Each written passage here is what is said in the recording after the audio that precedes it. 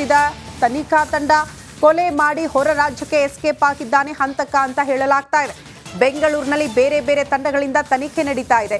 ಸಿಸಿಟಿವಿಯ ಪರಿಶೀಲನೆ, ಕುಟುಂಬಸ್ಥರು, ಸ್ನೇಹಿತರ ವಿಚಾರಣೆ ಕೂಡ ಆಗ್ತಾ ಇದೆ ಅನ್ನೋದರ ಡೀಟೇಲ್ಸ್ ಸಿಗ್ತಾ ಇದೆ.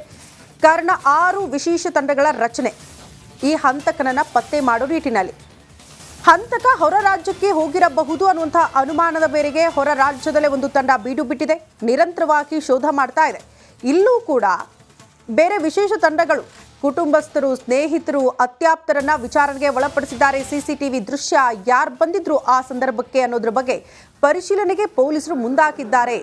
ಈಗ ಹಂತಕನ ಪತ್ತೆಯ ಸವಾಲು. ನಿನ್ನೆ ಮರಣೋತ್ತರ ಪರೀಕ್ಷೆ ಕೂಡ ವೈದ್ಯಾಧಿಕಾರಿಗಳಿಗೆ ಸವಾಲಾಗಿತ್ತು. ಕಾರಣ ಒಂದು ದೇಹ 59 ತುಂಡು, ಅದನ್ನ ಮರಣೋತ್ತರ ಪರೀಕ್ಷೆ ಮಾಡೋದು ಕೂಡ ಸವಾಲಾಗಿತ್ತು. ಅದೆಲ್ಲವನ್ನ ಮೀರಿ ಮರಣೋತ್ತರ ಪರೀಕ್ಷೆಯ ಬಳಿಕ ಕುಟುಂಬಸ್ಥರಿಗೆ ಮೃತದೇಹದ ಹಸ್ತಾಂತರ ಕೂಡ ಆಗಿತ್ತು. ಈಗ ಮುಂದುವರೆದ ಭಾಗ ಹಂತಕನ ಪತ್ತೆಗೆ ಪೊಲೀಸರು ತನಿಖೆಯನ್ನು ಚುರುಕುಗೊಳಿಸಿದ್ದಾರೆ. ಈ ಬಗ್ಗೆ ಮತ್ತಷ್ಟು ಡೀಟೇಲ್ಸ್ ಅನ್ನ ಕೊಡ್ತಾ ಹೋಗ್ತಾರೆ ನಮ್ಮ ಪ್ರತಿನಿಧಿ ಮಾದೇಶ್. ನೇರ ಸಂಪರ್ಕದಲ್ಲಿ ಜಾಯಿನ್ ಆಗ್ತಿದ್ದಾರೆ. ಮಾದೇಶ್, ನಿನ್ನೆ ಮರಣೋತ್ತರ ಪರೀಕ್ಷೆ ಕೂಡ ಸವಾಲಾಗಿತ್ತು. ಈಗ ಹಂತಕನ ಪತ್ತೆಯೂ ಕೂಡ ಸವಾಲ್ ಅಂತ ಹೇಳಲಾಗ್ತಾ ಇದೆ. ಹೇಗ್ ನಡೀತಾ ಇದೆ ತನಿಖೆ? ಯಾವ ಆಯಾಮದಲ್ಲಿ ಸಾಗ್ತಾ ಇದೆ?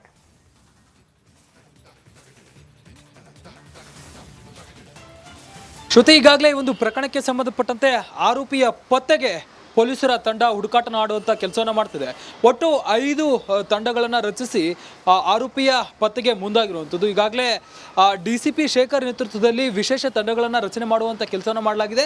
ಈಗಾಗಲೇ ಈ ಒಂದು ಪ್ರಕರಣವನ್ನು ಅಬ್ಸರ್ವ್ ಮಾಡಿದಂಥ ಸಂದರ್ಭದಲ್ಲಿ ಆರೋಪಿಯ ಪ್ಲಾನ್ ಪಕ್ಕ ಆಗಿತ್ತು ಅನ್ನೋಂಥದ್ದು ಮೇಲ್ನೋಟಕ್ಕೆ ಗೊತ್ತಾಗಿದೆ. ಯಾಕಂದರೆ ಆತ ಎಸ್ಕೇಪ್ ಆಗುವಂಥ ಉದ್ದೇಶದಿಂದಲೇ ಈ ರೀತಿಯಾದಂತಹ ಒಂದು ಐಡಿಯಾವನ್ನು ಬಳಸಿದ. ಯಾಕಂದರೆ ಆ ಒಂದು ಫ್ರಿಡ್ಜ್ನಲ್ಲಿ ಇಟ್ಟಂಥ ಸಂದರ್ಭದಲ್ಲಿ ಸುಮಾರು 15 ದಿನಗಳ ಕಾಲ ಈ ಒಂದು ಕೊಲೆ ಆಗಿರೋದು ಕೂಡ ಯಾರಿಗೂ ಡೌಟ್ ಬಂದಿರೋದಿಲ್ಲ. ಯಾವಾಗ ಆ ಒಂದು ರೂಮ್ನಲ್ಲಿ ಜಾಸ್ತಿ ಸ್ಮೆಲ್ ಆಗುತ್ತೋ ಆ ಒಂದು ಸಂದರ್ಭದಲ್ಲಿ ಸ್ಥಳೀಯರು ಇನ್ಫಾರ್ಮ್ ಮಾಡಿದಂಥ ಸಂದರ್ಭದಲ್ಲಿ ಒಂದು ಕೊಲೆ ಪ್ರಕರಣ ಹೊರಗಡೆ ಬಂದಿದೆ.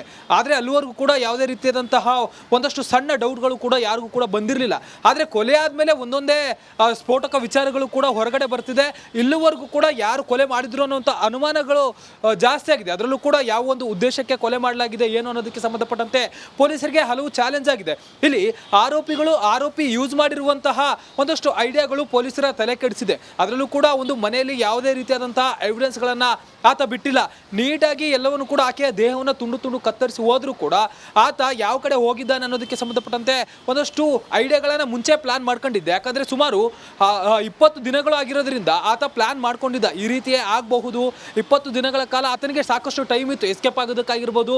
ಜೊತೆಗೆ ಫೋನೆಲ್ಲ ಆಫ್ ಮಾಡಿಕೊಂಡು ಯಾವ ಬೇರೆ ರಾಜ್ಯಕ್ಕೂ ಅಥವಾ ಬೇರೆ ದೇಶಗಳು ಕೂಡ ಹೋಗುವಂಥ ಸಾಧ್ಯತೆ ಇತ್ತು. ಈಗಾಗಲೇ ಉತ್ತರ ಭಾರತದ ಒಂದಷ್ಟು ರಾಜ್ಯಗಳಿಗೆ ಆತ ಎಸ್ಕೇಪ್ ಆಗಿದ್ದಾನೆ ಅನ್ನೋಂಥ ಮಾಹಿತಿ ಈಗಾಗಲೇ ಪೊಲೀಸರಿಗೆ ಗೊತ್ತಾಗಿದೆ. ಯಾಕಂದರೆ ಆಕೆಯ ನಂಬರನ್ನು CDI ಪರಿಶೀಲನೆ ಮಾಡಿದಂಥ ಸಂದರ್ಭದಲ್ಲಿ ಒಂದು ಅನುಮಾನಾಸ್ಪದ ನಂಬರ್ 20 ದಿನಗಳ ಕಾಲ ಸ್ವಿಚ್ ಆಫ್ ಆಗಿತ್ತು. ಅಂದರೆ ಆಕೆ ಕೊಲೆ ಆದಂಥ ದಿನದಿಂದ ಹಿಡಿದು ಮೊನ್ನೆವರೆಗೂ ಕೂಡ ಕೊಲೆ ಪ್ರಕರಣ ಯಾವಾಗ ಹೊರಗಡೆ ಬಂತು ಅಲ್ಲಿವರೆಗೂ ಕೂಡ ಒಂದು ನಂಬರ್ ಸ್ವಿಚ್ ಆಫ್ ಇತ್ತು. ಅವತ್ತು ಮಾತ್ರ ಅದು ಆನ್ ಆಗಿ ಮತ್ತೆ ಸ್ವಿಚ್ ಆಫ್ ಆಗಿರುತ್ತೆ. ಹೀಗಾಗಿ ಆ ಒಂದು ನಂಬರ್ನ ವ್ಯಕ್ತಿಯ ಮೇಲೆ ಈಗಾಗಲೇ ಪೊಲೀಸರಿಗೆ ಸಾಕಷ್ಟು ಅನುಮಾನ ಇದೆ.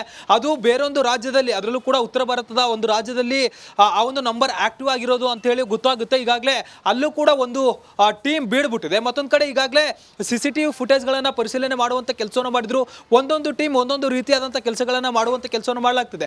ಒಂದು ಟೀಮ್ ಈಗಾಗಲೇ ಆರೋಪಿಯ ಹಂತಕನ ಪತ್ತೆಗೆ ವೆಸ್ಟ್ ಬೆಂಗಾಲ್ನಲ್ಲಿ ಬೀಡ್ಬಿಟ್ಟಿದ್ರೆ, ಮತ್ತೊಂದು ಟೀಮ್ಗಳು ಇಲ್ಲಿ ಬೆಂಗಳೂರಿನಲ್ಲಿ ಕಾರ್ಯನಿರ್ವಹಿಸುವಂಥ ಕೆಲಸವನ್ನು ಮಾಡ್ತಿದೆ. ಒಂದು ಟೀಮ್ನಿಂದ CCTV ಫುಟೇಜ್ಗಳನ್ನು ಪರಿಶೀಲನೆ ಮಾಡುವಂಥ ಕೆಲಸವನ್ನು ಮಾಡ್ತಿದೆ. ಅಂದರೆ ಏರಿಯಾದ ಕಂಪ್ಲೀಟ್ ಆಗಿ ಒಂದು 200ಕ್ಕೂ ಹೆಚ್ಚು CCTVಗಳನ್ನು ಪರಿಶೀಲನೆ ಮಾಡುವಂಥ ಕೆಲಸವನ್ನು ಮಾಡ್ತಿದ್ದಾರೆ. ಕಳೆದ 30 ದಿನಗಳಿಂದಲೂ ಕೂಡ ಆಕೆ ಎಲ್ಲೆಲ್ಲಿ ಹೋಗಿದ್ಲು, ಕೊನೆಯದಾಗಿ ಯಾರನ್ನ ಮೀಟ್ ಆಗಿದ್ಲು, ಮಾಲ್ ಒಂದರಲ್ಲಿ ಆಕೆ ಕೆಲಸ ಮಾಡ್ತಿದ್ದಿಲ್ಲ ಅಲ್ಲಿ ಆಗಿರ್ಬೋದು, ಅಲ್ಲಿನ CCTVಗಳಾಗಿರ್ಬೋದು, ಜೊತೆಗೆ ಮನೆ ಏರಿಯಾದ ಸುತ್ತಮುತ್ತಲಿನ CCTVಗಳನ್ನು ಪರಿಶೀಲನೆ ಮಾಡುವಂಥ ಕೆಲಸವನ್ನು ಮಾಡ್ತಿದ್ದಾರೆ. ಈಗಾಗಲೇ ಓರ್ವ ವ್ಯಕ್ತಿ ಡ್ರಾಪ್ ಮತ್ತೆ ಪಿಕಪ್ ಮಾಡ್ತಿದ್ದ ಅಂತ ಹೇಳಿ ಗೊತ್ತಾಗಿದೆ. ಆತನಿಗೆ ಬಿಟ್ಟಿದ ತನಿಖಾ ತಂಡ. ಕೊಲೆ ಮಾಡಿ ಹೊರ ರಾಜ್ಯಕ್ಕೆ ಎಸ್ಕೇಪ್ ಆಗಿದ್ದಾನೆ ಹಂತಕ ಅಂತ ಹೇಳಲಾಗ್ತಾ ಇದೆ. ಬೆಂಗಳೂರಿನಲ್ಲಿ ಬೇರೆ ಬೇರೆ ತಂಡಗಳಿಂದ ತನಿಖೆ ನಡೀತಾ ಇದೆ. ಸಿಸಿಟಿವಿಯ ಪರಿಶೀಲನೆ, ಕುಟುಂಬಸ್ಥರು, ಸ್ನೇಹಿತರ ವಿಚಾರಣೆ ಕೂಡ ಆಗ್ತಾ ಇದೆ ಅನ್ನೋದರ ಡೀಟೇಲ್ಸ್ ಸಿಗ್ತಾ ಇದೆ. ಕಾರಣ 6 ವಿಶೇಷ ತಂಡಗಳ ರಚನೆ ಈ ಹಂತಕನನ್ನ ಪತ್ತೆ ಮಾಡೋ ನಿಟ್ಟಿನಲ್ಲಿ. ಹಂತಕ ಹೊರ ರಾಜ್ಯಕ್ಕೆ ಹೋಗಿರಬಹುದು ಅನ್ನುವಂತಹ ಅನುಮಾನದ ಮೇರೆಗೆ ಹೊರ ರಾಜ್ಯದಲ್ಲೇ ಒಂದು ತಂಡ ಬೀಡು ಬಿಟ್ಟಿದೆ. ನಿರಂತರವಾಗಿ ಶೋಧ ಮಾಡ್ತಾ ಇದೆ. ಇಲ್ಲೂ ಕೂಡ ಬೇರೆ ವಿಶೇಷ ತಂಡಗಳು ಕುಟುಂಬಸ್ಥರು, ಸ್ನೇಹಿತರು, ಅತ್ಯಾಪ್ತರನ್ನ ವಿಚಾರಣೆಗೆ ಒಳಪಡಿಸಿದ್ದಾರೆ. ಸಿಸಿಟಿವಿ ದೃಶ್ಯ ಯಾರು ಬಂದಿದ್ರು ಆ ಸಂದರ್ಭಕ್ಕೆ ಅನ್ನೋದ್ರ ಬಗ್ಗೆ ಪರಿಶೀಲನೆಗೆ ಪೊಲೀಸರು ಮುಂದಾಕಿದ್ದಾರೆ. ಈಗ ಹಂತಕರ ಪತ್ತೆಯ ಸವಾಲು. ನಿನ್ನೆ ಮರಣೋತ್ತರ ಪರೀಕ್ಷೆ ಕೂಡ ವೈದ್ಯಾಧಿಕಾರಿಗಳಿಗೆ ಸವಾಲಾಗಿತ್ತು. ಕಾರಣ ಒಂದು ದೇಹ 59 ತುಂಡು, ಅದನ್ನ ಮರಣೋತ್ತರ ಪರೀಕ್ಷೆ ಮಾಡೋದು ಕೂಡ ಸವಾಲಾಗಿತ್ತು. ಅದೆಲ್ಲವನ್ನ ಮೀರಿ ಮರಣೋತ್ತರ ಪರೀಕ್ಷೆಯ ಬಳಿಕ ಕುಟುಂಬಸ್ಥರಿಗೆ ಮೃತದೇಹದ ಹಸ್ತಾಂತರ ಕೂಡ ಆಗಿತ್ತು. ಈಗ ಮುಂದುವರೆದ ಭಾಗ ಹಂತಕನ ಪತ್ತೆಗೆ ಪೊಲೀಸರು ತನಿಖೆಯನ್ನು ಚುರುಕುಗೊಳಿಸಿದ್ದಾರೆ. ಈ ಬಗ್ಗೆ ಮತ್ತಷ್ಟು ಡೀಟೇಲ್ಸ್ ಅನ್ನ ಕೊಡ್ತಾ ಹೋಗ್ತಾರೆ ನಮ್ಮ ಪ್ರತಿನಿಧಿ ಮಾದೇಶ್. ನೇರ ಸಂಪರ್ಕದಲ್ಲಿ ಜಾಯ್ನ್ ಆಗ್ತಿದ್ದಾರೆ. ಮಾದೇಶ್, ನಿನ್ನೆ ಮರಣೋತ್ತರ ಪರೀಕ್ಷೆ ಕೂಡ ಸವಾಲಾಗಿತ್ತು, ಈಗ ಹಂತಕನ ಪತ್ತೆಯೂ ಕೂಡ ಸವಾಲ್ ಅಂತ ಹೇಳಲಾಗ್ತಾ ಇದೆ. ಹೇಗೆ ನಡೀತಾ ಇದೆ ತನಿಖೆ? ಯಾವ ಆಯಾಮದಲ್ಲಿ ಸಾಗ್ತಾ ಇದೆ?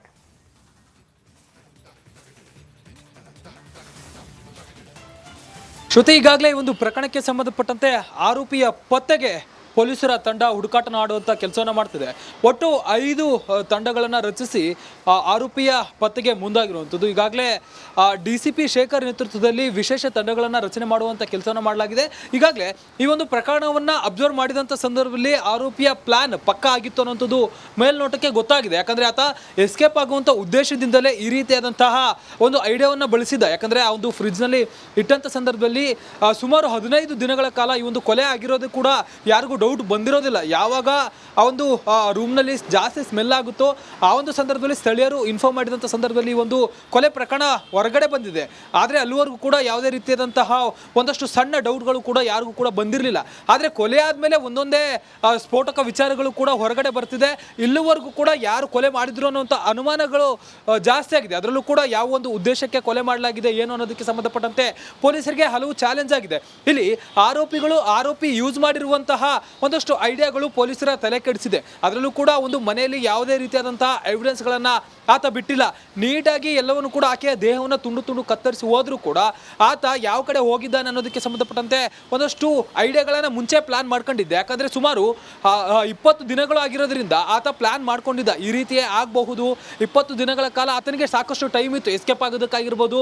ಜೊತೆಗೆ ಫೋನೆಲ್ಲ ಆಫ್ ಮಾಡಿಕೊಂಡು ಯಾವ ಬೇರೆ ರಾಜ್ಯಕ್ಕೂ ಅಥವಾ ಬೇರೆ ದೇಶಗಳು ಕೂಡ ಹೋಗುವಂಥ ಸಾಧ್ಯತೆ ಇತ್ತು. ಈಗಾಗಲೇ ಉತ್ತರ ಭಾರತದ ಒಂದಷ್ಟು ರಾಜ್ಯಗಳಿಗೆ ಆತ ಎಸ್ಕೇಪ್ ಆಗಿದ್ದಾನೆ ಅನ್ನೋಂಥ ಮಾಹಿತಿ ಈಗಾಗಲೇ ಪೊಲೀಸರಿಗೆ ಗೊತ್ತಾಗಿದೆ. ಯಾಕಂದರೆ ಆಕೆಯ ನಂಬರನ್ನು CDI ಪರಿಶೀಲನೆ ಮಾಡಿದಂಥ ಸಂದರ್ಭದಲ್ಲಿ ಒಂದು ಅನುಮಾನಾಸ್ಪದ ನಂಬರ್ 20 ದಿನಗಳ ಕಾಲ ಸ್ವಿಚ್ ಆಫ್ ಆಗಿತ್ತು. ಅಂದರೆ ಆಕೆ ಕೊಲೆ ಆದಂಥ ದಿನದಿಂದ ಹಿಡಿದು ನಿನ್ನೆ ಮೊನ್ನೆವರೆಗೂ ಕೂಡ ಕೊಲೆ ಪ್ರಕರಣ ಯಾವಾಗ ಹೊರಗಡೆ ಬಂತು ಅಲ್ಲಿವರೆಗೂ ಕೂಡ ಒಂದು ನಂಬರ್ ಸ್ವಿಚ್ ಆಫ್ ಇತ್ತು. ಅವತ್ತು ಮಾತ್ರ ಅದು ಆನ್ ಆಗಿ ಮತ್ತೆ ಸ್ವಿಚ್ ಆಫ್ ಆಗಿರುತ್ತೆ. ಹೀಗಾಗಿ ಆ ಒಂದು ನಂಬರ್ನ ವ್ಯಕ್ತಿಯ ಮೇಲೆ ಈಗಾಗಲೇ ಪೊಲೀಸರಿಗೆ ಸಾಕಷ್ಟು ಅನುಮಾನ ಇದೆ. ಅದು ಬೇರೊಂದು ರಾಜ್ಯದಲ್ಲಿ, ಅದರಲ್ಲೂ ಕೂಡ ಉತ್ತರ ಭಾರತದ ಒಂದು ರಾಜ್ಯದಲ್ಲಿ ಆ ಒಂದು ನಂಬರ್ ಆಕ್ಟಿವ್ ಆಗಿರೋದು ಅಂತೇಳಿ ಗೊತ್ತಾಗುತ್ತೆ. ಈಗಾಗಲೇ ಅಲ್ಲೂ ಕೂಡ ಒಂದು ಟೀಮ್ ಬೀಳ್ಬಿಟ್ಟಿದೆ. ಮತ್ತೊಂದು ಕಡೆ ಈಗಾಗಲೇ CCTV ಫುಟೇಜ್ಗಳನ್ನು ಪರಿಶೀಲನೆ ಮಾಡುವಂಥ ಕೆಲಸವನ್ನು ಮಾಡಿದ್ರು. ಒಂದೊಂದು ಟೀಮ್ ಒಂದೊಂದು ರೀತಿಯಾದಂಥ ಕೆಲಸಗಳನ್ನು ಮಾಡುವಂಥ ಕೆಲಸವನ್ನು ಮಾಡಲಾಗ್ತಿದೆ. ಒಂದು ಟೀಮ್ ಈಗಾಗಲೇ ಆರೋಪಿಯ ಹಂತಕನ ಪತ್ತೆಗೆ ವೆಸ್ಟ್ ಬೆಂಗಾಲ್ನಲ್ಲಿ ಬೀಡ್ಬಿಟ್ಟಿದ್ರೆ ಮತ್ತೊಂದು ಟೀಮ್ಗಳು ಇಲ್ಲಿ ಬೆಂಗಳೂರಿನಲ್ಲಿ ಕಾರ್ಯನಿರ್ವಹಿಸುವಂಥ ಕೆಲಸವನ್ನು ಮಾಡ್ತಿದೆ. ಒಂದು ಟೀಮ್ನಿಂದ CCTV ಫುಟೇಜ್ಗಳನ್ನು ಪರಿಶೀಲನೆ ಮಾಡುವಂಥ ಕೆಲಸವನ್ನು ಮಾಡ್ತಿದೆ. ಅಂದರೆ ಏರಿಯಾದ ಕಂಪ್ಲೀಟ್ ಆಗಿ ಒಂದು 200ಕ್ಕೂ ಹೆಚ್ಚು CCTVಗಳನ್ನು ಪರಿಶೀಲನೆ ಮಾಡುವಂಥ ಕೆಲಸವನ್ನು ಮಾಡ್ತಿದ್ದಾರೆ.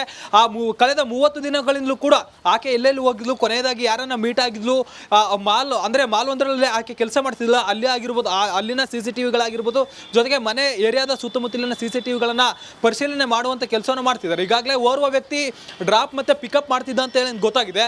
ಆತನಿಗೆ